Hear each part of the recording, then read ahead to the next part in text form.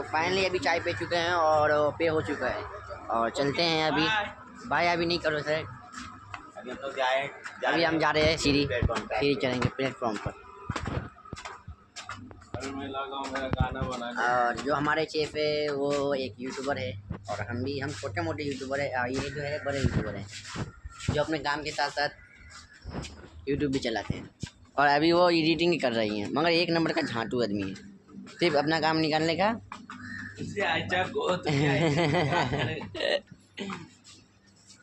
तुमको मालूम बॉलर भी जितना गाली देगा ना उतना आगे बढ़ता है। एक बॉलर है तो यहाँ पे भैया लोग काम कर रहे हैं और ये है गोरेगांव का स्टेशन जो मुंबई डेवलपर्स सब बहुत अच्छा से बनाए।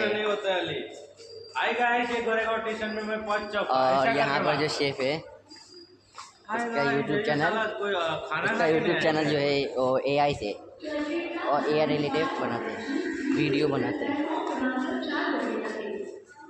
तो अभी फाइनली ट्रेन आने वाली है।